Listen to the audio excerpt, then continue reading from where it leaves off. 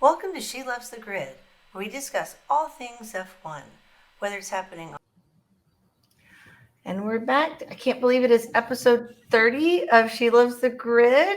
Hi, Diane. I'm Claire. We are back. Oh my gosh, 30 episodes.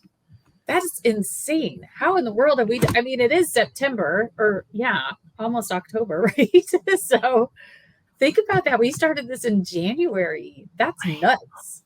I love it. I love it. I And do so much has too. happened. And truth be told, it's going to be the Diane show this week because, I was enjoying myself this weekend. Yes, I know. Tell everybody what you did this weekend. I went to Ireland for my birthday. So, last Monday was my 29th wedding anniversary, and this past Saturday was my birthday. And so, I spent, as and many people in Ireland saying, a couple of people, what are you, 30 again? Are you 22 again? There's like all these different things like that. It's like, oh, yeah, sure. You're like, how'd you So know? I was either just learning to walk again when I fell on Sunday, but just because I'm a klutz. But anyway. One of my It was favorite great. things. Got to do the Guinness Storehouse factory tour, which is amazing. Had a proper pint of Guinness in Ireland from where they make it, and just amazing. I even have my Guinness shirt on. So. I didn't even know it. And you were saying like how different the taste is from, I mean, now you're in Germany, but Guinness compared to US Guinness to what you had at the actual Guinness. Never been able to drink it in America. It's always been just a little too bitter for me. And I had many a Guinness. In fact, after I had my first one, that's all I had to drink the rest of the weekend. I was there for the rest of, Oh, that's awesome. I love that. So how much was your week? It was good. I don't know. Lots of things like happening in the background. So hopefully, I don't know, maybe sometime soon, maybe not as soon, I'll have some fun things to share. So we'll see. But lots of fun things happening. And pretty chill otherwise. So cool. So cool. We just got to get to where, we're celebrating birthdays together instead of apart. So just saying. All right. Well, let's get into it because I did sneak into some of it, but because, it was like 3 in the morning, 3 and 7 in the morning. And when you're having a good time, neither are good for trying to watch anything. So I tried to catch up. I tried. No worries. I've got you covered. But there is really a lot of stuff that happened. I feel like the last few weeks, every time we have an episode where there's a race that weekend, like so much has happened during the week. And so the first whole part of our podcast is just talking about what happened during the week, but it's all really important stuff. So anyways, first of all, Suzuka looks like so much fun. And honestly, I added this to the tracks that I want to go to. Like we're going to be so busy going to all of these races because it's like in addition to Silverstone and I think Bahrain, like there's so many that I want to go to. Obviously Monaco. Where else did we say we were going to go? Monza, of course, Monza.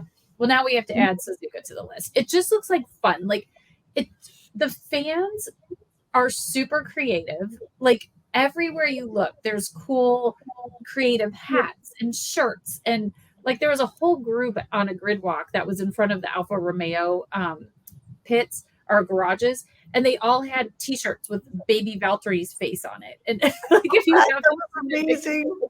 That was amazing. So and the hat, like the DRS. Yes, it's so crazy. So the outfits, the hats, and the drivers seem to also love it, and so they're out doing things, and there's so much going on. To me, it was kind of like, this is what it's like when they go to Australia or they go to Austin.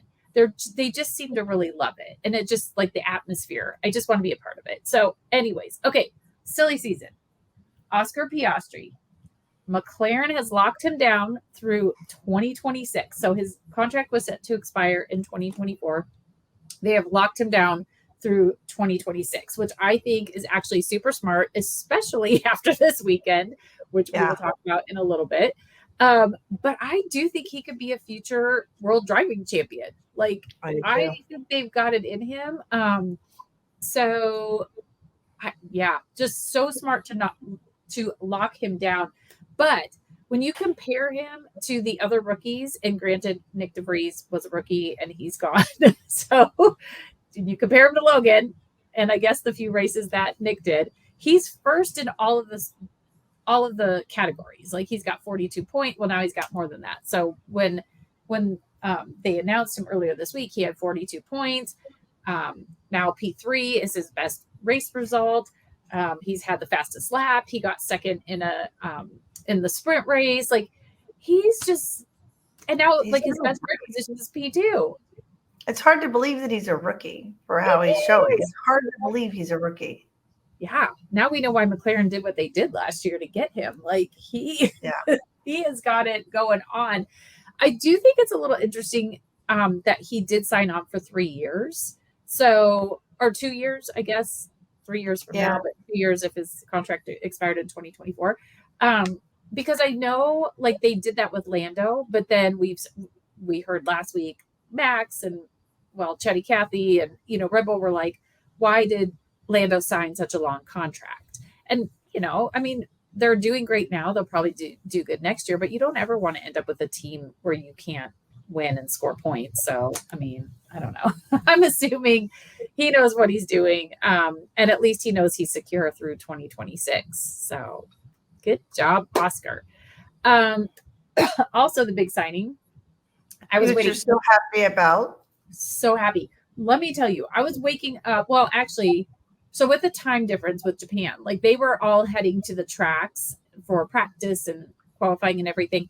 At like, it was about 7:00 my time at night. And so I get on my phone because all week there were rumors that Daniel and Yuki were going to be re-signed by AlphaTauri. And I was like, okay,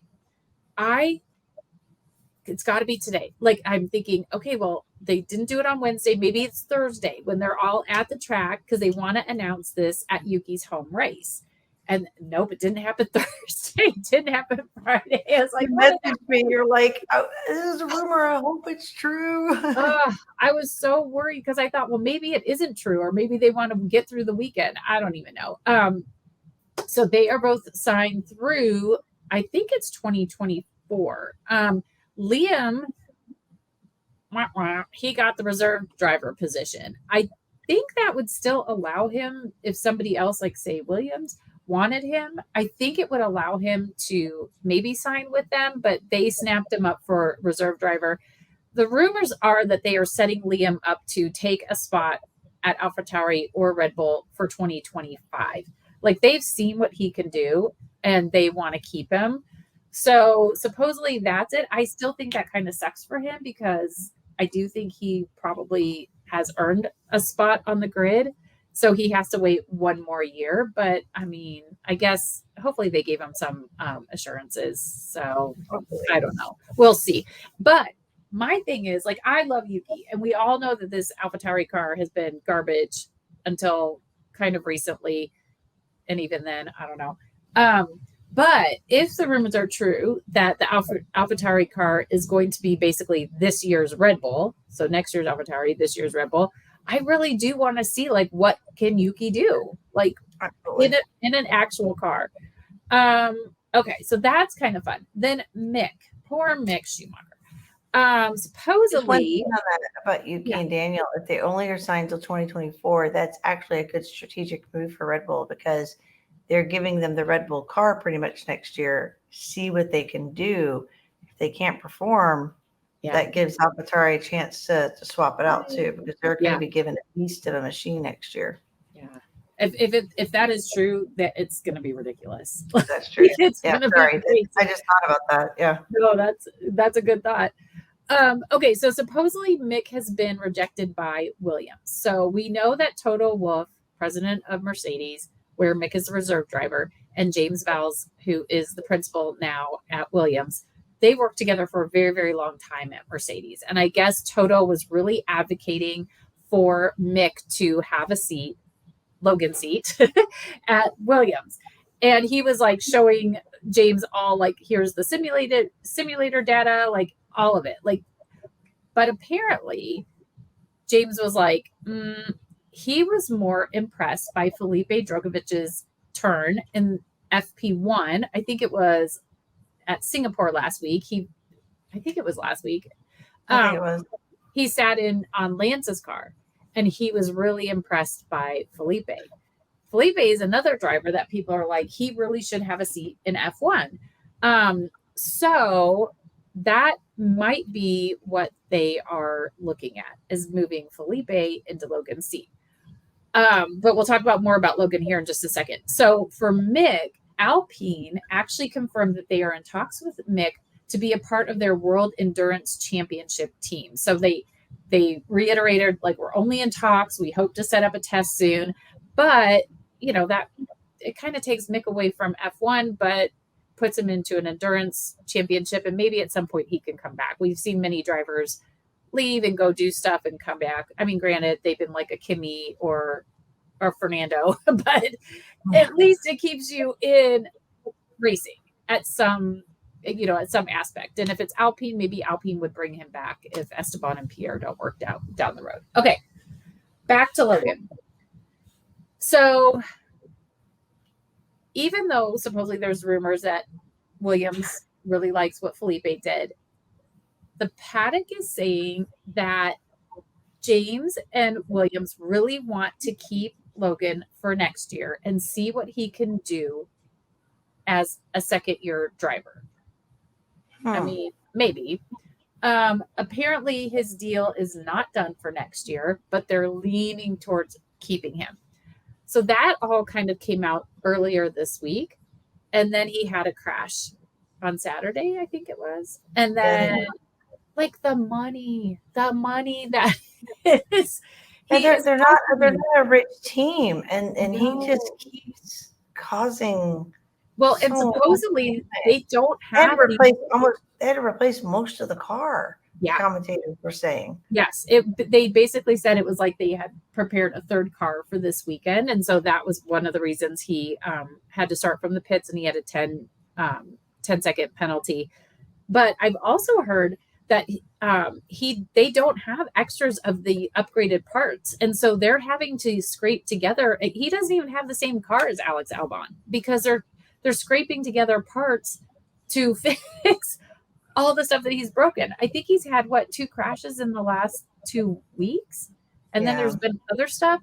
So, I mean, to me, it's like Mick at Haas, and again, just finishing Gunther's book recently. And that was one of their main reasons for getting rid of Mick, was that he was costing them so much money, and they need to have, a solid driver. And I'm starting to wonder if Williams feels the same way. We know that James has come out and talked about just, the money. They don't have as much money as some of the other teams, and to keep replacing cars and parts is just blah. Up until when we were in mid-season, we were in the summer, he hadn't finished 3 of his races, and then he didn't finish this one. I mean, he hasn't finished several races. I have to go look at it. Yeah, it's not been good. And sometimes, I mean, I would need to go back and look, but I think sometimes it's not necessarily been his fault. But yeah, it's just not great. This year's silly season has been a little dull because we're basically just re-signing people. But I do think next year is going to be nuts, because I think there's at least 11 contracts that are expiring. Like, you've got 2 at Ferrari. You'll have 2 at Haas. Not Mercedes. You'll have 1 at Red Bull. I mean, there's a whole plethora of. I mean, that's more than half the grid where contracts are expiring. Yeah, so a lot. It could get really, really interesting. But anyways, we'll keep an eye on it, and hopefully Williams will make a decision sometime soon. But last year with Mick, Haas did not make a decision until towards the end of the year. They really wanted to give him as much time as possible. And I'm guessing if the rumors are true that they're leaning towards keeping Logan, they're going to give him as much time as possible. So we shall see. FIA news that I thought was kind of interesting. They announced that they rejected 3 out of the 4 applicants for prospective new teams for 2026. So the only team that does remain is Andretti Global. And if you'll remember a couple weeks ago, I talked about that, how they changed their name to Andretti Global. and their website now has like a silhouette of an F1 car on it. So it's sounding more and more like they might be the 11th team on the grid come 2026. So only 11, because it was going to be possibly 10. So, well, we already have 10. 12, possibly 12. Yeah. Like, I knew where you were going with that. I knew it. Yeah. So, I mean, 11, 22 drivers, like, could be interesting. But the other thing that came out from the FIA, and this is like shocking absolutely no one except maybe FIA members, but they admitted that they should have penalized Verstappen in Singapore for impeding Yuki during qualifying. Shocking. Everybody said it. And what was also interesting is that there were many drivers this week who are very vocal about it. Lando did, Carlos did, like saying it's interesting that other drivers have been penalized for the exact same thing, but the one driver that's dominating gets a total pass. That's a paraphrase of what Carlos said. So, yeah, shocking. I mean, can't do anything about it. Thank goodness he didn't get a podium, but like, come on. We've talked about this before. Like, we can't pick and choose when we want to apply the rules. The rules should apply all the time. Like, all the time. That's why we have rules. So we don't get to pick and choose because, Yuki didn't show up, even though it's our sister team, and we probably told him not to, or, we're not going to give this to you. Like, no, across the board.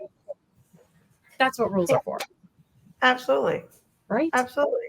Yeah. It's ridiculous because I mean, how would it have affected him at that last race? Would it dropped? Maybe. I don't have to go look at the things. If he had a 5-second penalty, would if he potentially dropped out? Probably not, because at the end, maybe. But in the middle, he would have gained probably the 5 seconds back. Maybe. Yeah. I mean, he wasn't performing that well, but yeah. It's just, well, I mean, it should be penalized. Because it happened in qualifying, he should have had a 3-place grid drop. Where I think the biggest thing is Yuki, because if you remember in Singapore qualifying, Yuki was P1 after Q1, and it was in Q2 he couldn't even get a lap time, in part because Max impeded him. So you have the fastest car in Q1 who's knocked out in Q2 for impeding.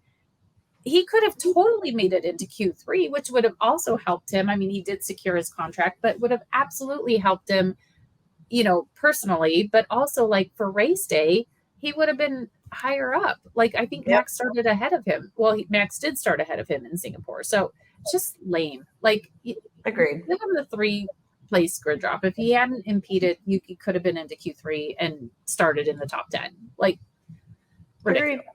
And AlphaTauri needs all the points they could get. So they could have missed out on points that weekend for sure. Well, more points, because I think what's his name? Liam. Yeah. Liam, I think, scored points at Singapore. Anyways, okay, there were a lot of special helmets this week. And if you're on our YouTube, we've got some. I was obsessed with Lewis's chrome helmet. It looked so cool. And they did a lot of really artsy pictures where, to me, it looked like it had more like sparkles on it. But it was like chrome, and it had gold right down the center over his face, the visor. Like, I love this helmet. I love it. I think it's so awesome. There was a Japanese artist that he worked with on this, and I think it's amazing. That's so cool. Yeah. And then Esteban. Japan is really... has a special place in Esteban's heart. I love that it's got like the Suzuka and the track, and it had the red on the top of his helmet. It was just like their flag, so it's just like the red circle. I thought that was really cool. You could tell it really meant something to him, and it was kind of funny because there's video and pictures of him where he put it on and he's wearing just like regular clothes, and he's walking around Japan or Suzuka, like on the city streets, just kind of walking around. I think he's got a good sense of humor. Fernando Alonso's helmet was insane. So one of the things I learned about Fernando watching that Fernando documentary or series on Amazon Prime, if you haven't watched it, go watch it. But he talks about how he really identifies with samurai. And Japan, again, he loves Japan, loves the track. It's his all-time favorite track. But he has this samurai tattoo on his back, and it's huge. Well, he put that same design on the back of his helmet. And then you've got like traditional, like Japanese architecture on the side. And, he's got the 14 and it's amazing. But like, I just love how everything worked around like the samurai. And if you were following Aston Martin's social media this week, you saw they incorporated that into everything. There's a whole video that Fernando did about the samurai and their beliefs and how he kind of takes those beliefs and has implemented them in his own life. It's really, really good. It's not too long. So I'd highly recommend going out to their social media and looking for it. But I just loved this. Like, I loved it. It's amazing. Joe has a special helmet. I don't know. It's all right. But he had a special helmet. I thought it was kind of cool looking. I know what the design should be, but I thought it was pretty neat. Yeah, no, I think it is very cool. I think it does have a very cool pattern on it for sure. And Joe, he and Valtteri both do a really good job of serving up like unique helmets for different races. So I do like it. I love Joe's style. And then Yuki, of course, had a special helmet. And there is something about the leaves that were on top of the helmet. It forms a red circle, similar to their flag. But the difference there's like 5 leaves and 3 leaves on different, I don't know. There's like a whole thing about how that works. And I should have wrote it down, but I didn't. And also it gives a nod to Honda. So Honda is a sponsor. Honda's created that track. We talked about last week how they created that as a test track because they really wanted to be a powerhouse. And so you've got a little bit of that going on also. There were some other drivers that had some special helmets, like I know Lance did also, but these were some of my favorites. So just wanted to share those with everybody. Those are so cool. I know. They're so fun. Okay. You ready for some fun facts? Let's get to some fun facts. I'm loving these fun facts. We're going to have these on the website. We're going to put these on the website. Yeah. we need to come up I think of Wayne's World or something like fun facts. Talk to Randy about that. I know, I need to. Okay, so in Singapore, Lewis had his 196th podium. 196 podiums. Carlos and Lando haven't even done 200 races, let alone been on the podium anywhere close to that. And granted, they've not been racing as long, but that is insane. So it's actually possible for him to get 200 podiums this season. It's possible. It might happen. It didn't happen this weekend, but it might happen. So I think that's pretty cool. That's amazing. So last week, there were a lot of different implications, or I think I wrote down implications, but that may not be the right word. But anyways, from last week's race. So Carlos's win last week wasn't the first time that Ferrari ruined a team's perfect season. It happened also back in 1988 when Gerard Berger broke McLaren's winning streak at the Italy GP. So I think that's kind of cool. I think Carlos, he's now in the record books, ruining Red Bull's perfect season. I think that's awesome. I love that he ruined their perfect season because they didn't get one. The entire world did. It was. It's all about it. It's a Red Bull's world, but Red not Bull's world. We're just living in it, but you know what? When we get somebody that will take them down, the whole world rejoices. So gotta knock them down every once in a while. Okay, so until the Singapore race, there were 3 drivers who had scored points in every race this year. And I know we've talked about this a couple times this year, but it was Max and Lewis and Fernando. But in Singapore, Fernando finished outside the points. And so now it is just Max and Lewis who has finished in the points. And even after the Japanese Grand Prix, Max and Lewis still the only 2 drivers. So there you have it. Also, since Max wasn't on the podium in Singapore, Michael Schumacher remains the only driver with a 100% podium record in a single season. So Max has gotten a lot of records this year, but doesn't get that one. Doesn't get that one. Okay, let's talk about super quickly some of the team stuff that was announced. So Haas said that they will have a sizable upgrade in Austin. I feel like after, was it last week or the week before when I said, like, basically Singapore is like the last place where they bring their upgrades, their major upgrades. Now they're making me look like a liar because every team is still bringing upgrades. But Haas will have a sizable upgrade in Austin. And they were not expecting a lot. Like, they're not expecting a lot. Like, they thought they were going to be trash. They thought that this weekend was going to be their worst of the season. And we can talk about that a little bit more. But they said that even in Austin, they may not be expecting a lot from the car, but it's really going to be important to see how it performs as they continue working on the car for next year. So we'll see what happens. Haas, I mean, they're the little constructor that could. I just know like they're going to get there. They're going to get there. Alfa Romeo, they supposedly have some more upgrades coming this year because why not? After I announced it, everybody decided to bring upgrades. Aston Martin, there was a rumor this week that Lance was not going to be in the car. So that was kind of like up until Thursday when he showed up at the paddock, rumors flying everywhere. And we know that Seb was there. So people were like, put Seb in the car. Like, so it didn't happen. Lance could have performed better because Lance just isn't in it. I was talking to someone about that recently. We were talking about the race in F1 and it's like, Lance is just, his head's just not in the game, it seems.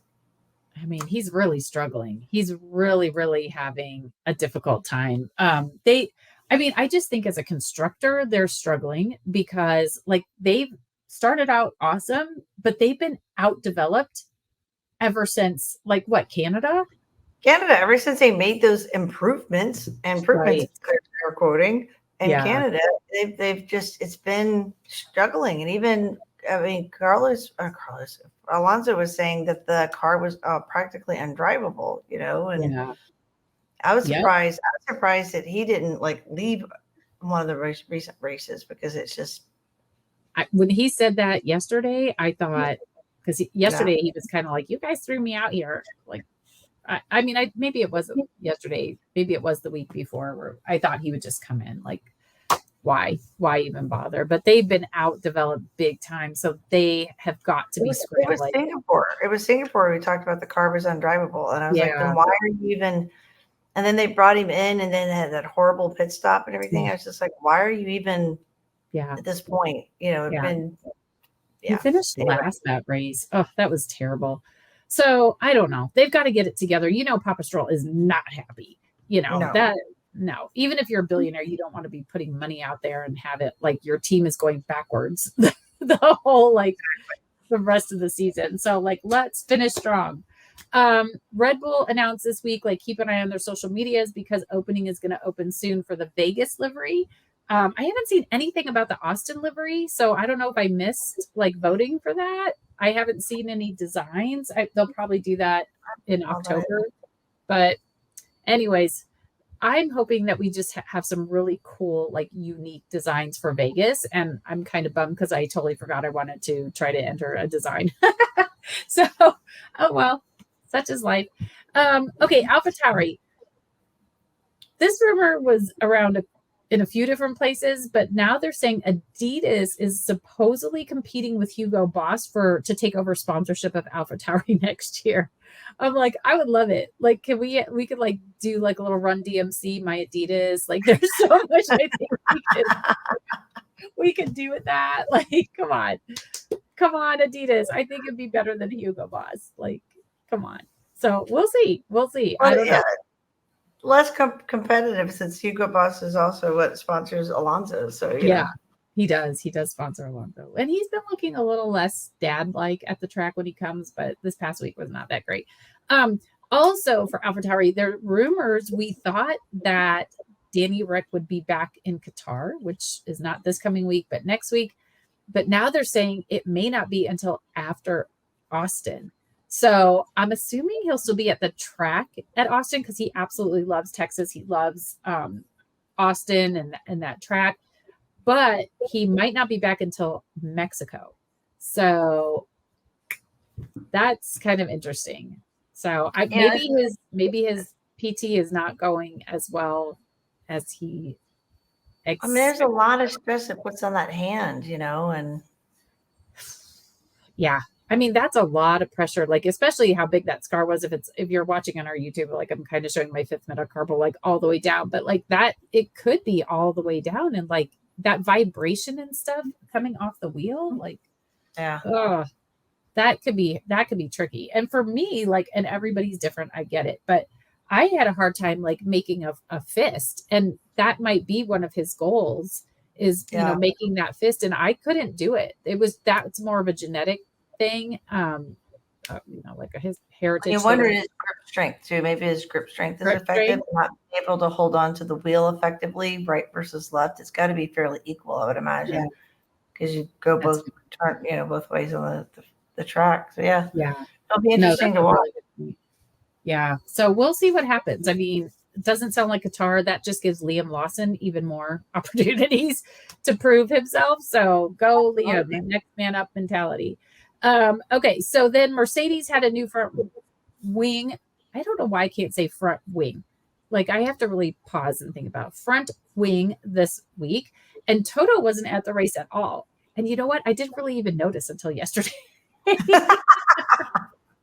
I didn't notice at all. But he was supposedly having knee surgery. So he was not there. Anyways. But there are great memes about Toto having a mask over his face when the Mercedes are fighting it out, which is hysterical. Him and me both. Like that was stressing me out. For McLaren, both drivers had the upgrade that just Lando had in Singapore. They both had it this week. They also had a new beam wing and a side pod inlet. And they broke curfew. I can't even speak. They broke curfew on Thursday night. So are we just doing vocal warm-ups before we do this? No. Red leather, yellow leather, red leather, yellow leather. Something. I don't know. I needed my son's voice coach, if she's listening, would be quite happy that I remember those. Anyway, maybe I need to work with her. But McLaren is saying, and this is kind of ridiculous after the race this weekend, but they're saying they haven't achieved even 50% of where they would like to be with their aerodynamics for the car. All the changes that they made to solve the issues, that happened earlier this season, that came from their team principal. So I think that is mind-boggling because they are easily the most improved car on the grid. They have outdeveloped everybody else as far as I'm concerned, and they still think they haven't even achieved 50% of what they want to. So are they saying that just because Zach Brown's trying to Oh, maybe. But it wasn't Zach that said it, but maybe he forced Andrea to say it. I don't know. Maybe it could be Zach. Of course, he was on the grid yesterday before the race, standing around waiting for somebody to ask him to talk to him. They are saying that they know what they want to tackle, but it's going to require a lot more work, and so it'll go more towards next year's car. But here's my thing: there's a cost cap. You have basically built 3 new cars this season because you had your crappy car that you started with and knew immediately we have to make changes. And then they had changes, I want to say, in Bahrain. And then ever since then, it's just different. And just this week, you've got new side pod inlets and a new beam wing. What does the cost reset those? Or is it per year? Is it cumulative? Or how? That's a good question because at some point you have to start this year for next year. So I don't know. That's a good question. I'll have to look into that. Yeah. Because because part of the rules. I like that kind of stuff. I'll have to look into that. Yeah. See if you can find out an answer because that is a good question. I mean, we know we never find out if somebody broke, we won't know who broke the 2023 cost cap until probably next summer. So but at the same time, I could totally see them saying nothing really happened to Red Bull. So we'll just go ahead and do it too. Not saying that they did. That's allegedly, I'm joking, but it is what it is. Okay. Ferrari, last update before we get into this race weekend. Ferrari, Charles had a new floor this week. Only Charles, not Carlos. It's definitely a significant upgrade. And for Ferrari, it is their last update for 2023. So Ferrari did not make me out to be a liar. Thank you. Appreciate that. Okay, so practice, not really too much to talk about, but I did want to say one thing that was kind of funny. There was a lot of like aero rakes and the flow viz on the car. We talked about what all of that stuff is for during the preseason. So if you're new, go back and listen to one of our first or maybe second episodes, somewhere in there. But Carlos went out right after one of the McLarens and the flow viz just went all over him. And he was so funny because he didn't know what it was called. He's like, "What do you call this?" And he's like, "It's all over me." Like, it's all over me. So it was kind of funny. I missed that. I'll have to go try to find the recording. You have to find it. I'm sure I have it. I think I have it, but it was really kind of funny. And also in FP1, Pirelli was testing a new tire. So it's a C2 prototype. They're testing it for 2024. If you notice, like they were tires, they didn't have any kind of sidewall marking. So there was no red or yellow, nothing, around the outside. And each team had 2 sets and they used them for Friday only. So that was kind of interesting because Pirelli is probably hoping to not have an issue like they did this year, where the tires that they created and thought they would remain throughout the year, they realized the cars were the way they were set up, they needed to quickly bring some of the 2024 tires forward to 2023. So we talked about that, I think, after Australia. That is when that happened. In FP2, Pierre did crash. He locked up at Degnar 2, which if you were watching the race, a lot of the cars were like having issues around that corner. Everybody was on the curb there, just sliding. The floors were just like sliding across the curb. It was terrible, but he got a red flag, ended the session, and his team had to fix his car. Okay. Qualifying. Are you ready? Guess what happened in Q1? Well, I think you're on mute. But anyways, Logan crashed in the final turn. Can we imagine? Yes. Sorry. Logan crashed in the final turn, his first flying lap. So his left rear tire, when it hit the wall, and I want to say, no, it wasn't it. Anyways, when it hit the wall, like his left rear tire was flat, like this. It wasn't it was just completely flat. Like it was horrible. So brought the red flag out. The rear grip on the Williams, I don't think was great. And I think Alex had kind of said the same thing. But we mentioned this earlier, this is his second crash in 2 weeks. Plus there was 2 crashes in Zandvoort. So again, the money that he is going through just in the last 3-4 races is ridiculous. He tore that car up. I mean, he just tore it up. I probably should have found a picture of that one because, it was like, oh my goodness, that is going to be costly.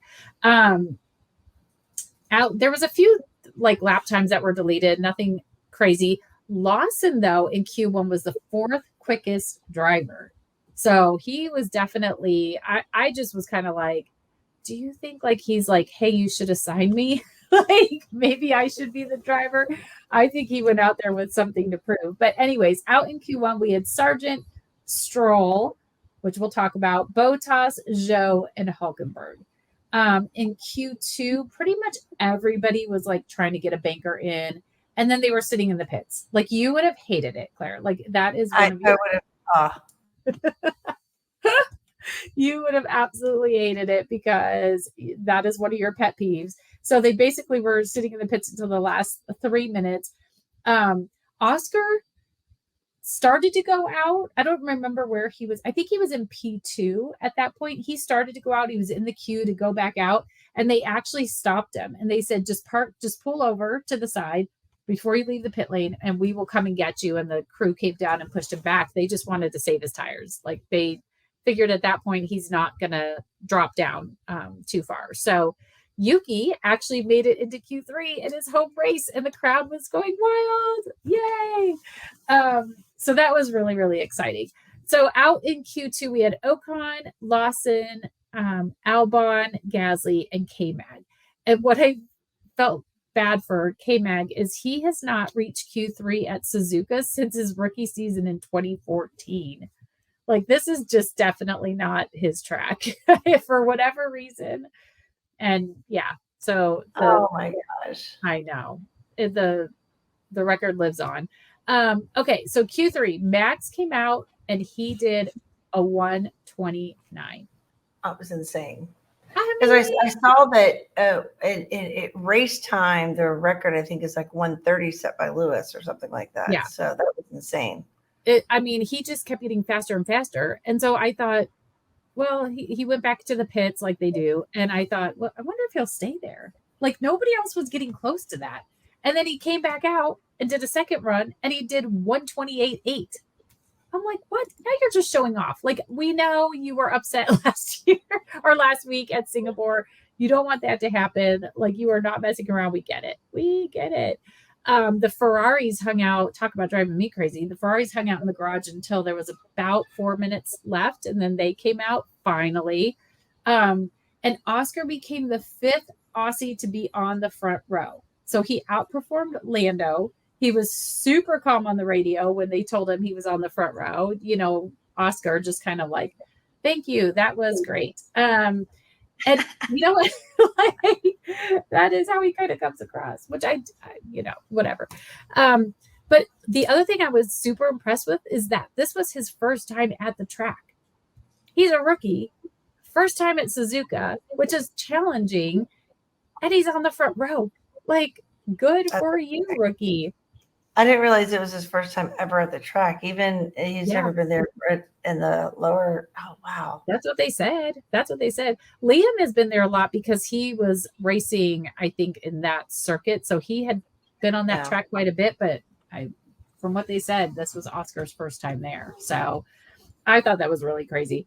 Okay, on to the race. So Logan, like we mentioned before, started from the pits because they basically changed absolutely everything that they could on that Williams car after he ran it into the wall on his first flying lap in Q1. So he had a 10-second penalty because the stewards said that they basically built a third car. So that he served at his first pit stop. I don't remember how many. I was wondering how many pit stops in general most teams had. Because most of them had 2. Nico had 3. Sergio, we don't even go about Sergio. He technically had 4. Joe had 3. Logan had 3. Those are the only ones that had 3. Okay. Yeah. Initially, because the tire degradation on that track was so high, they kind of were saying, like, especially during qualifying, some of those tires might not even last more than 1 or a couple of laps. So I was curious. I forgot to count, but okay. So most people were 2, which isn't horrible. They thought it might be a 3 or 4 stop for pretty much everybody, but I guess not. Checo had 4, but Checo. We'll get to that. Okay. But it was a really awesome start. Like, so much was happening. Like, Max got a great jump and he went off to cut off Oscar. And I was a little bummed for Oscar, but then here comes Lando up the other side. So going into that first turn, Max is like, okay, I covered Oscar, but here comes Lando right next to him. And Lando was like, I almost caught him, but he's Max. So I didn't catch him, but it was darn close. But so much was happening towards the back of the grid. So much. I was like, you need to go back because I could see the smoke and everything. Well, and Albon, like, it was insane. So Joe got damaged. Bottas supposedly had a puncture. He ended up with a new wing. Ocon was at the back. Sainz, like, what row was he? He must have been the 3rd row or so. He like tried to squeeze in between like Perez and Charles. And then Perez like had a touch with Sainz and Hamilton, I think. Hamilton was kind of off. Perez went in for a new wing because he somehow got mixed up in all of this and ended up hitting also, like, I mean, it was ridiculous. I don't even know what happened, to tell you. Like, I'm guessing on some of it because I'm like, wait, which car is that? What's happening? Albon actually initially got hit by the Alfa Romeo. So Bottas. He ended up in the air. Yes, he did. Yeah. Somebody hit Bottas. They were talking about how it's amazing how he kept control. Yeah. And he drove it.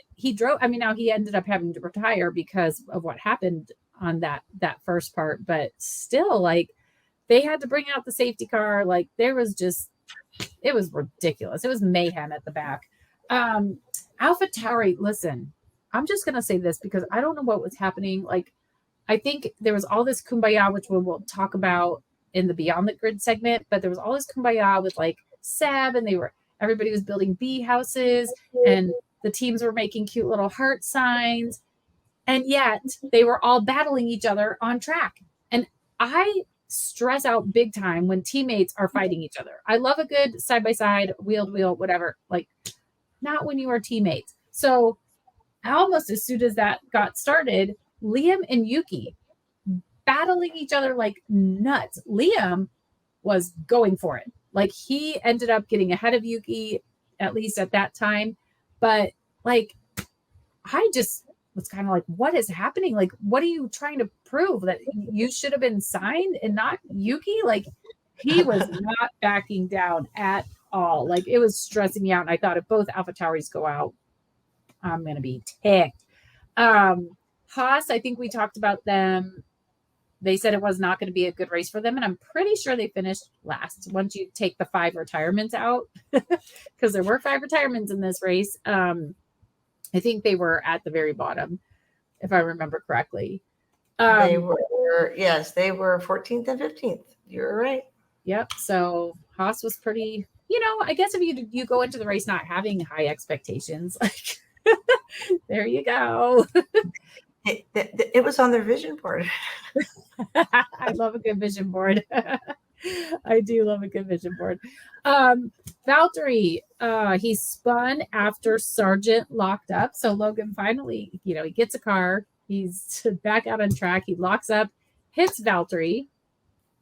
And yeah, and poor Valtteri had to retire on lap 9. Honestly, like, he just was in the wrong place at the wrong time. I don't think that any of it was his issue, but he just kept getting hit. And Logan, that was the final straw. Like, it just wasn't going to work. So Bottas ended up retiring. We could talk about Logan in a minute. So Alpine, I was thinking about them and I'm like, yay, they actually made it through a race. And yay, they both scored points. But then we had some drama, and the drama wasn't shown on TV. I read about it. So on lap 46, Esteban was asked to let Pierre by to see if Pierre could overtake Fernando, who was in front. And I guess they must have done that because Pierre's pace must have been good enough that they thought, let's give him a go, because Esteban hasn't been able to get past him. So there must have been team orders there someplace. So because of that, Pierre could not get past Fernando either, because listen, Fernando's going to try to keep his 8th place if he can. He wants the points. But Pierre was told to give the place back to Esteban, which to me is fair. That's usually team orders. If we let you through and you can't do it, then we're gonna invert you and you go back, right?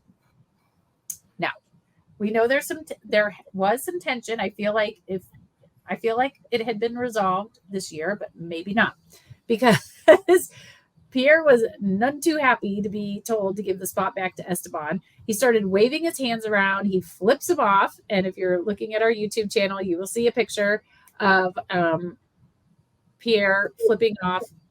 Is that his middle finger though? I guess it does look. It kind of does. He kind of almost can see this as a finger down. That's what I'm trying to. Yeah, because the white is his thumb, and then it does look. Yeah, so he apparently flips off Esteban as Esteban goes past. But meanwhile, he'd been flaring his hands around. This is on the final lap. He was pissed. Like, he was so mad. So he did say, like, he didn't understand it. He didn't know why. Like, he had to give it back. And I think Esteban said, that is what you do, which I agree with Esteban in this case. If we let you through because you're saying you have pace, and I don't know what their radio was prior to telling Esteban to move over, but we're going to give it back.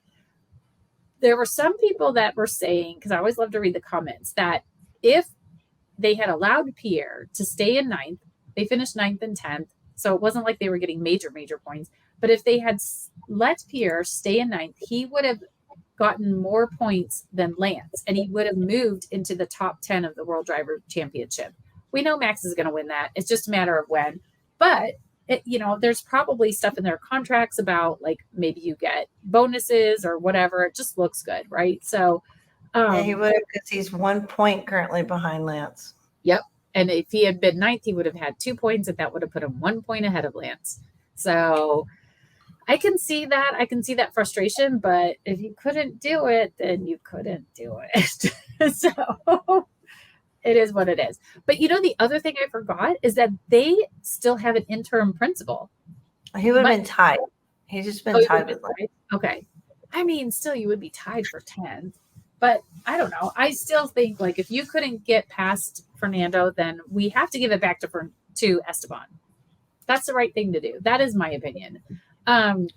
So about the principal thing, I thought that they would announce, because there were rumors that Mattia, who was the principal at Ferrari, was going to take on the role at Alpine. He was seen in Italy at the Monza GP. Nothing was announced. I am sticking with my opinion that I said several episodes back, that I think Mattia is willing to take on the role, but not until this blank show of a year is over for Alpine. Like, I don't think he wants to step in. They're so unreliable. Like, they're either both scoring points, or they're on a podium, or they're totally not finishing the race at all. So I think that he doesn't want any part of what's happening this year. And and he's going to wait until next year. So we'll see. But I totally forgot. They just have interim principal right now. Okay. So Williams, moving on. Well, we kind of talked about Logan. Alex, he ended up having to retire. I don't even know when. Lap 28. The damage, they thought it was floor damage, but the damage on his car from the start was just too much. Like, they just couldn't. James was in the air. Yeah, bad. He was like, no, it's all good. I don't think it was. James Vowles, I think, has not been happy the last 2 weeks. And it's not like they were expecting much, because they said they think the next track that will really suit their car is Vegas, which is in November. But I think he's just been not too happy with Perez knocking them out last week and not really getting anything for that. And then this week, just not great. So we know that Logan hit Bottas. He got a 5-second penalty for that. I felt like yesterday he was totally the new Ocon, because he had his 10-second penalty at the start of the race, a 5-second penalty, and then he ended up retiring on lap 26. Like, it just was going from bad to worse for him. And he posted like the saddest, like the saddest little social media thing, and not just Facebook. Like, he had his arms like there. I don't know. It looked like they were looking at his car, like around two mechanics, and his head is just down. He's like, you know what? Like, I cannot put this into words. I cannot seem to get a break at the moment. And he thanked the team. But I think he's at mentally where I was concerned about Nick DeVries. Like, he knows he's potentially on a chopping block here. And the entire world is saying, get him out of Williams. Like, he does not deserve to be there. So I think when you have that, like, mentally, you have to be confident going into these F1 cars. You have to be able to get out there and take some risks. And I feel like he's just not going to be at that place right now. Yeah. I agree. His confidence has just got to be shaken too. I mean, all those. And there's an article even now on the Formula website that's basically no car is strong enough to survive those crashes. Albon and Sargent. That's as an article today. Oh, yikes! Yeah, that is poor Logan. I mean, but he might not be ready for it. He might not be. So I don't know. Do you take the chance? We talked about how they, say they want to see what he could do in his second season, but do you take that chance and then hope that you're not spending millions of dollars to fix these cars? Because sometimes that's what it costs after a crash like that. It can be close to $1 million to fix that car. And that's not your first time this season. Williams is the only team yet to confirm their full driver lineup for 2024, with Albon continuing with the team, but the identity of his teammate still an unknown. Yep. Interesting. I mean, so what Haas did last year was they brought in, they brought back Nico. Nico has a history. Nico is a senior driver. They knew he wasn't probably really going to be crashing the way Mick was. So if you're Williams, do you bring in a Felipe up from F2 and give another rookie a chance to see what he could do? Or do you try to find a more experienced driver that's out there, like maybe Antonio Giovinazzi? I don't know how that works because he's with Ferrari, but like as a reserve driver, but like, do you try to find somebody who's out there, like, and maybe bring them back and have more of a senior driver that you don't have to worry too much about? Yeah, that's an interesting call. Yeah, that's a tough one.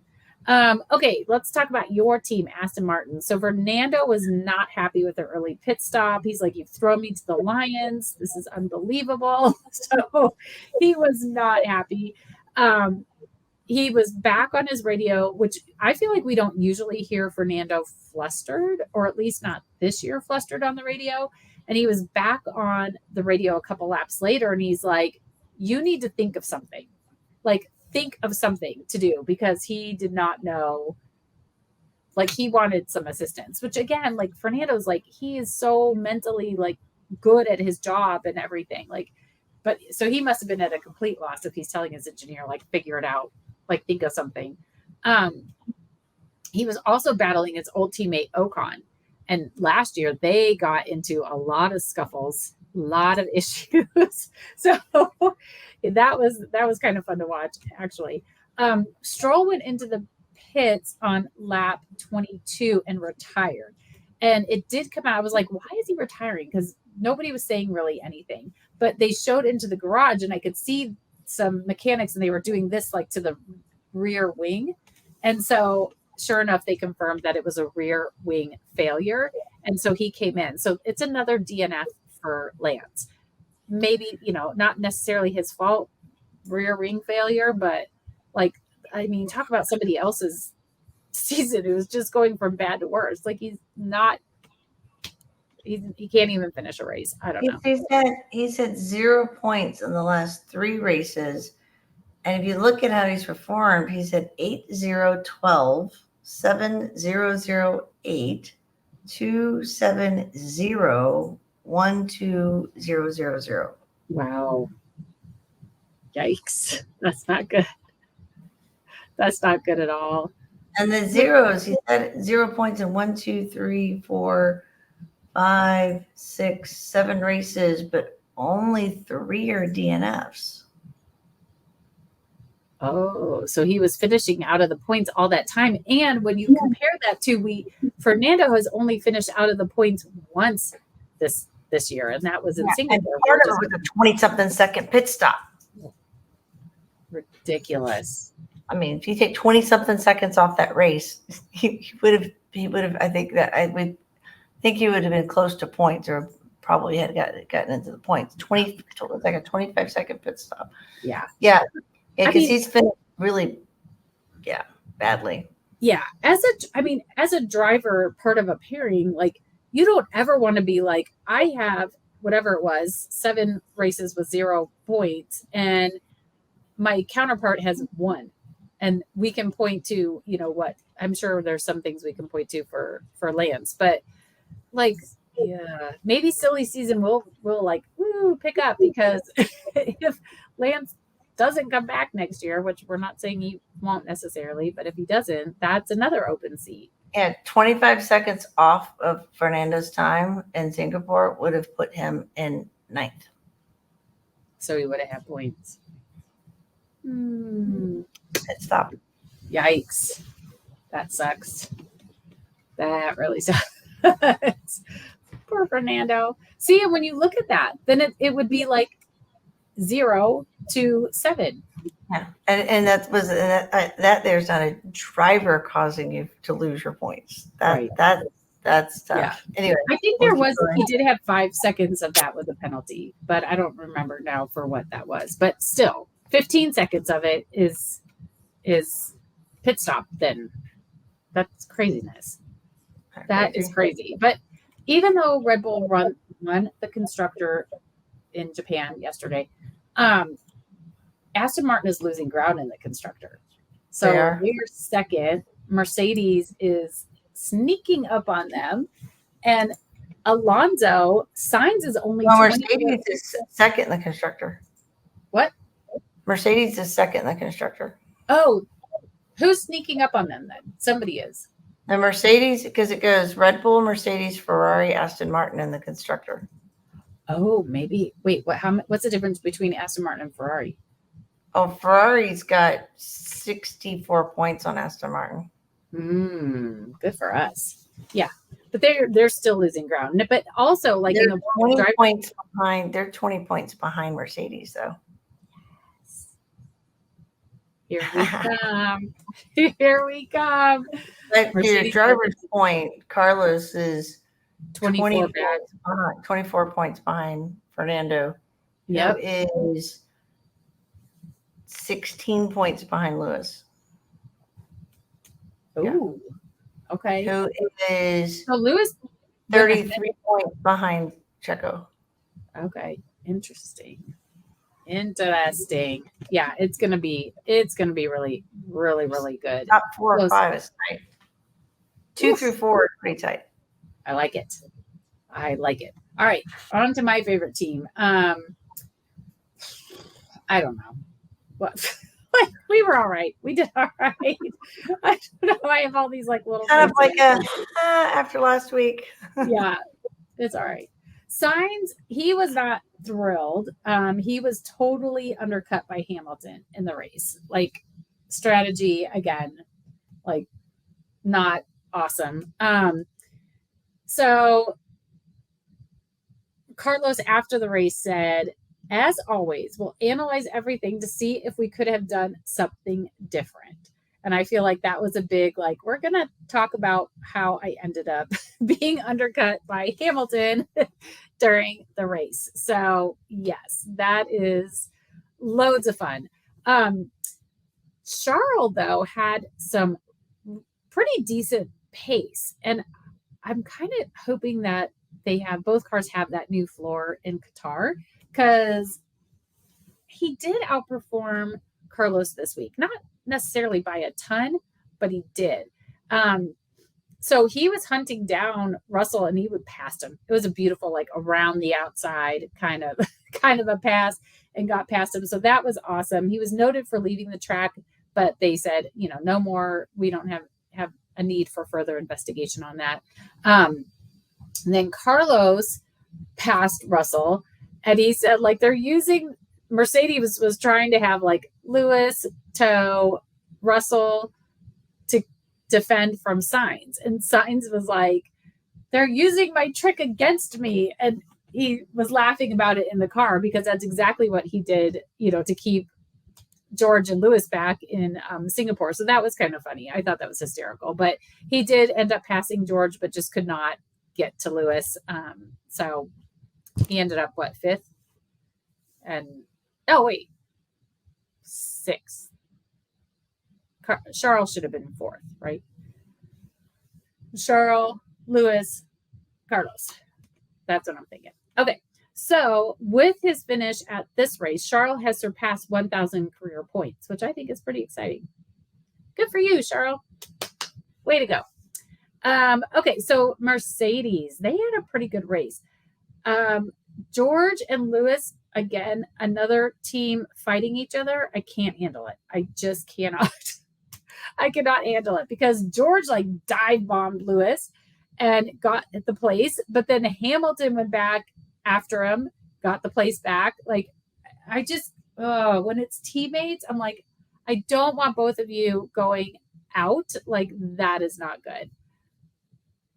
I think you put yourself on mute.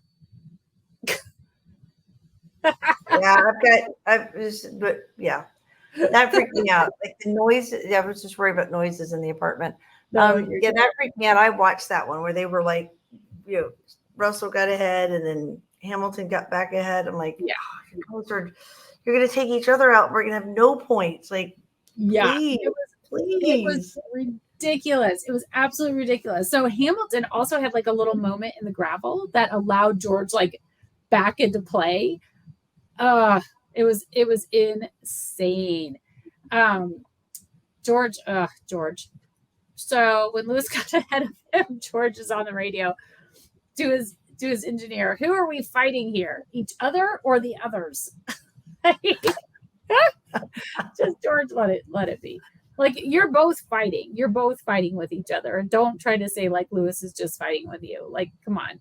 I don't know. I can't handle it. Well, I'm sure George has got some like residual angst after last week too. I'm sure he does. And I don't think I honestly, like, my personal feeling is I don't think Lewis felt like he really earned that podium. Like everybody was saying, he just seemed a little subdued. And it's like, yeah, because his teammate crashed into the wall at the end.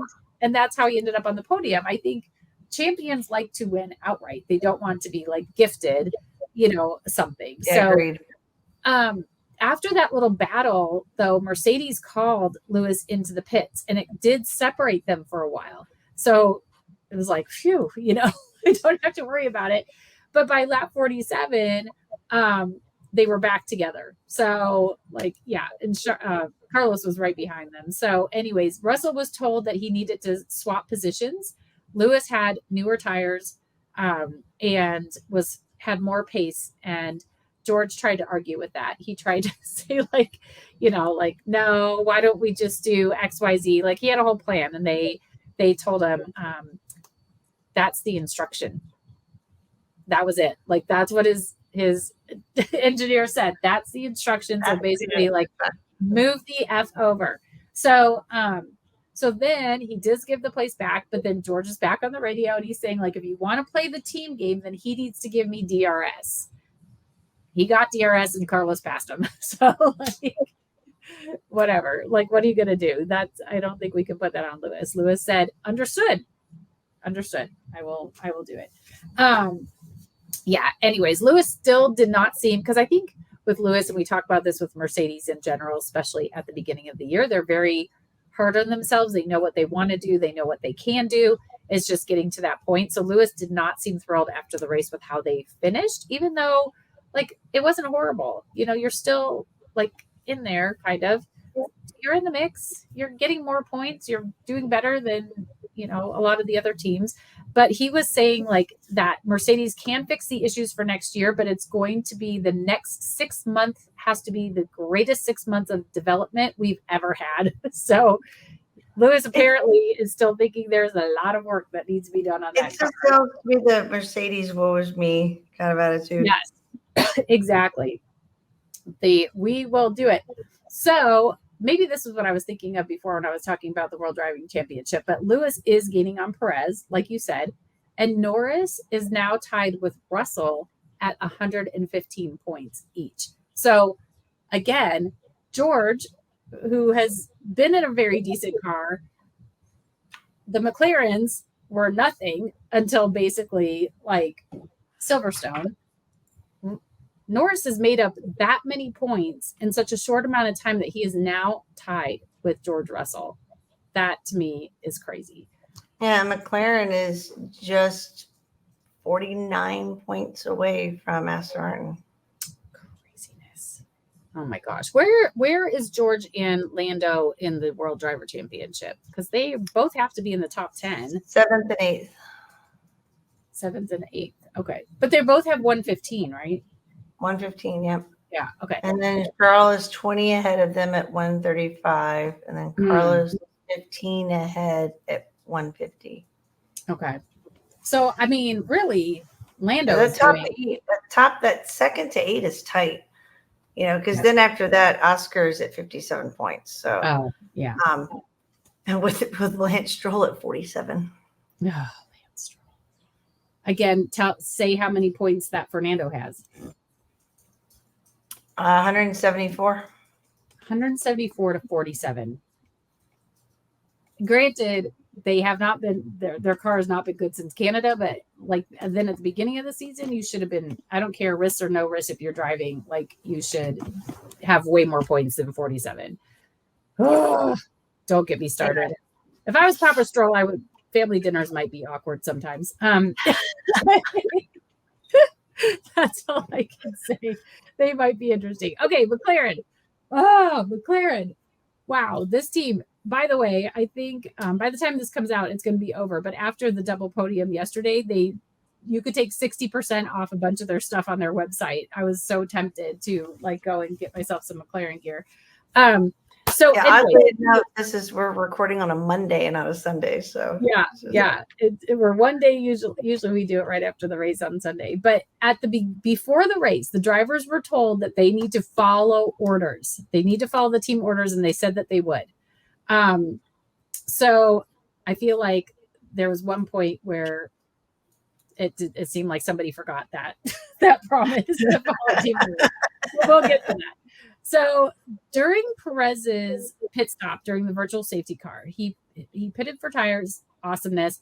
But when he came back out, I think it was Lando that he overtook from the pit lane. And so that was one of Perez's like issues. I think that involved, oh, maybe it was Piastri. Or no, Piastri pit for tires. That's what it is.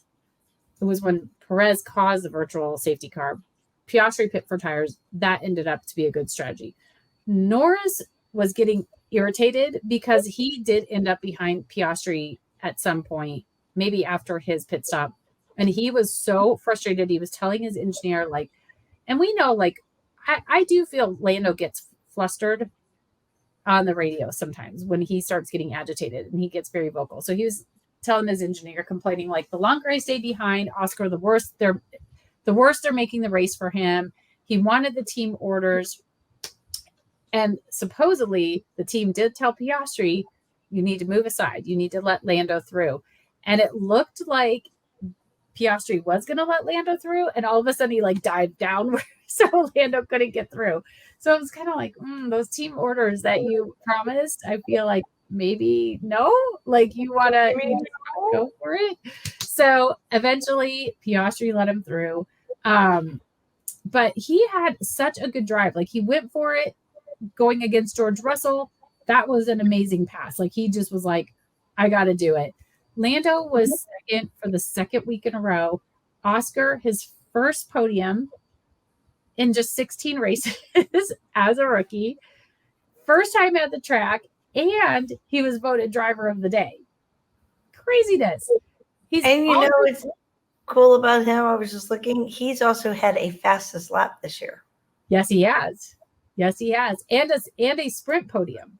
So, like, talk about a rookie season. I mean, I felt like it was kind of a no-brainer that he's going to win Rookie of the Year. I mean, considering one of them is gone and then the other one is Logan Sargent, who doesn't doesn't get a single point, and like, so kind of a slam dunk. I feel like that will be anticlimactic at the end of the year banquet, but he's having a heck of a rookie season. It's amazing. So he's also the first driver to score a podium in his rookie season.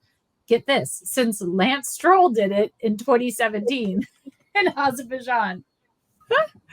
Things can happen in those many years. Like, what is that? Wow, 6 years. Yeah, 6 years. So Lando's also tied for with the most second place finishes this year, and I think he's tied with Perez. So let's get into Perez and Red Bull. We're almost done. So Perez was noted for an infringement, got a 5 second. Oh, this was it. Got a 5 second penalty for passing Alonso on the pit entry. Then he locked up at another point, hit K-Mag, punted him off. K-Mag ends up going the wrong direction, so like the two cars are like facing each other. He has front wing damage. He had to replace 2 front wings in 13 laps. Actually, today I heard Christian Horner said they didn't have any more. So if something happened or if Max needed a front wing, they didn't have any more. They used them all on Perez with all of his issues. So I don't know. He started to say, like, after the second front wing, he said the car doesn't feel right. They told him to retire. But they retired, and he was getting a 5 second penalty for hitting K-Mag. So he comes in, whatever. People are like, well, he doesn't serve the 5 second penalty. They will like move that penalty over. I don't know if it would result in just a penalty at a pit stop or a grid drop, but it would roll over to Qatar. So yeah, after he'd been out of his car for a while, he was 25 or 26 laps down. Perez got back in the car. He actually got back in the car when he was only 13 laps down. So another 13 laps go by before they actually let him out of the garage. And he does a lap or two. They bring him in to pit. He sits, does his 5-second penalty for hitting K-Mag, goes back out. And as soon as he goes back out, they're like, please retire the car. And he comes back in and he's done. Nobody has ever seen this happen in F1 before. There's speculation that the reason he sat in his car for so long was because they wanted to make sure that they were talking to race control to make sure that he could actually do that. But apparently if you're in the pits and you get out of the car and you fix the car, you can go back out, even though you're down that far. So there's all kinds of really funny stuff out there today talking about the double DNF for Red Bull, but Max still wins the race because Checo DNF twice, basically. He officially completed 15 laps, which was more than Valtteri, who only completed 7. Yeah. Well, because Valtteri got hit by 2 different people. And like there really wasn't much he could do about that. But Max won. He was back with a 19-second lead. Supposedly, he told Christian Horner this past week that he wanted to win by 20 seconds. He was very, very close. I think it was 19.3 is what he won by. 19.3. Yeah. So he was darn close. The trophies were actually pretty cool. So there was a little spot on the back of the trophy that said, "Kiss me." And so they gave Max the trophy. He did kiss the back and it lit up in the Netherlands flag color. So it was red, white, and blue. I'm not sure if all the trophies did that, but when they gave, I thought this was funny. When they gave Christian Horner his trophy, he went to kiss it and he's looking at it because nothing happened. But he also kissed the front of it. So I don't know if you have to kiss the one spot where it says "kiss me" on the back, but he looked confused because here's an interesting stat. Lando was 17.1 seconds ahead of Oscar. Oh, interesting. He definitely had way more pace. That's why you had to let him through. That's why you have to let him through. 17 seconds. That's craziness. Red Bull won the constructor for the 2nd year in a row. It's their 6th overall constructor. And it was like they won, they had all their shirts ready. Everybody was wearing the shirts that say 6 and they're blue and gold. And they had a flag already. So when Max, by the time he got out of the car, the crew was there. They had the flag out and he's posing with the flag. So yay, good for them. What I thought was really funny after the race. So Mercedes and Ferrari, and there might have been other teams and I just didn't see it, but Mercedes and Ferrari both posted a congratulations social media post to Red Bull on winning their constructor. And a lot of people were like, oh my gosh, that's so nice. This is what sportsmanship is all about. But I'm like, does anybody else notice the passive aggressive nature of these posts? Because Ferrari, the 2 pictures that they showed had their car slightly in front of the Red Bulls. And then Mercedes, the picture that they posted was Max with George and Lewis on a podium. An older picture where they both were on the podium with Max. And I'm like, okay, is it just me? Or is there a little passive-aggressive tone to the congratulations on your constructor? Look at us ahead of you. I just had to laugh at that. I love the social media this year for F1.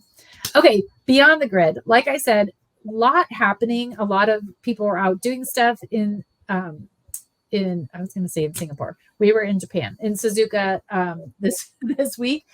One of the best things was Sebastian Vettel.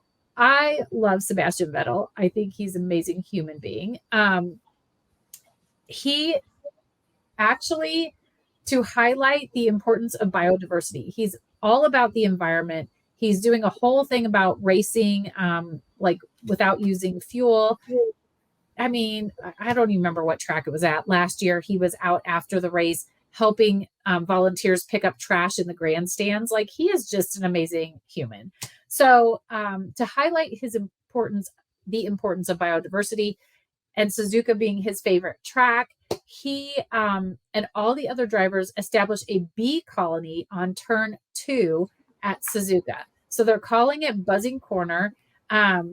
And every driver, some of the principals, but every single driver was out there.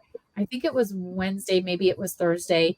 The curbs around turn 2 were black and yellow. I don't know if that was shown, but up until that point, they're red and white. And then around that turn, it was black and yellow. They had 11 bee huts or bee hotels. They look like a Japanese shrine. And all the drivers came out, and he was like they painted him and they put like their stamps on him, and he gave them all the stuff that they needed to build out these bee hotels, like little twigs and all this different stuff. And it looked like they were all honestly really enjoying it. So I think that was just really fun. Like, I just thought it was so sweet that they did that. Last year in Austin, I think it was, he planted a certain number of trees. I don't know if it was for every win that he had, or I don't remember what it was, but I just love that he's out there like making a difference where he can. But when they were doing qualifying and practice, Seb was just like standing trackside looking really sad. And he's just watching the drivers. And he said it really hurt to be watching and not being out there.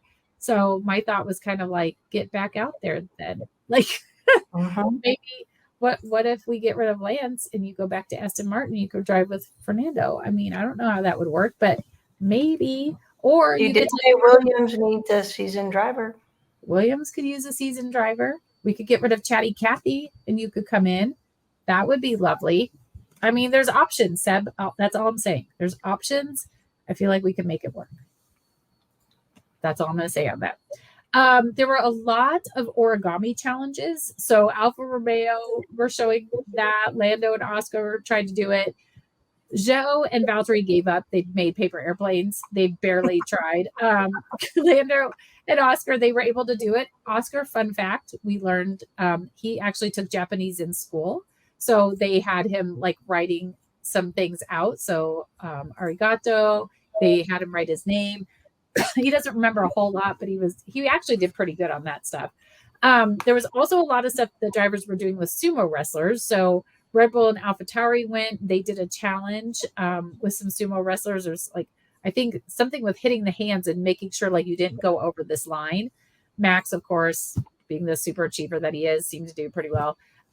George went to watch. So there's a lot of stuff happening there. Mercedes went bowling. Apparently that's a tradition, and it looked like fun. Like they booked out the whole bowling alley. That looked like fun. And then Lewis and Esteban, they did remote control cars. So we have a little picture of them. The smiles on their faces, and if you go and watch the video, I guess Esteban does remote control cars quite often, and Lewis, hadn't really done it for a while, but they just look like they were having so much fun. Like those smiles were on their faces. Lewis was like, let's do it again in Austin. And Esteban's like, I'm in. But they had just running these cars up and down like the pit lane. They were having a blast, which I love to see. Like I love to see the drivers doing stuff outside of, just racing. And I think it was Lewis that said, we have a lot more in common than even some of us think that we do. So it's good to kind of get out there and do something other than racing. So you see their personalities and not this. It's always this serious focus to get that little bit of break and see the real.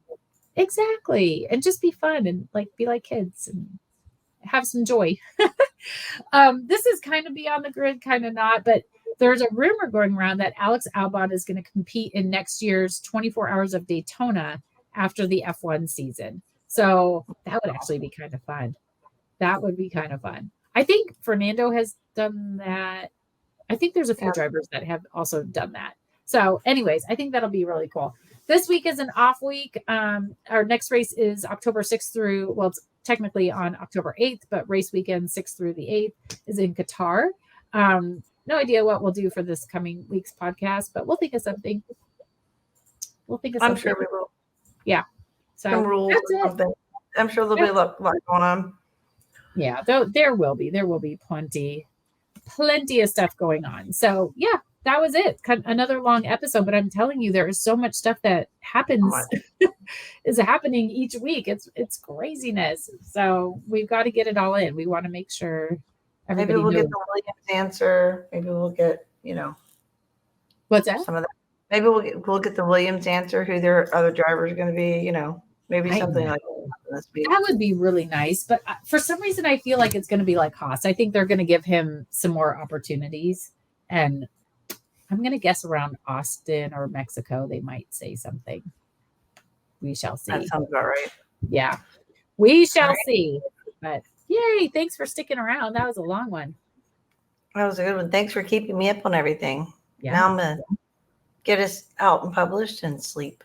Yeah, there you go. Yeah, it is. What is it? About midnight your time? Yikes! Getting there. Yikes! Yikes! Yikes! All right, go do your thing. Go. Thank you all for along on the ride. We'll see you guys next week. See you next week. Bye. If you enjoyed this episode and you'd like to help support the podcast, please subscribe and leave a rating and a review. To stay up to date with She Loves the Grid and get all the behind-the-scenes content, you can follow us on Instagram at She Loves the Grid and on Facebook at facebook.com/She Loves the Grid. Thank you for joining us for the ride this week.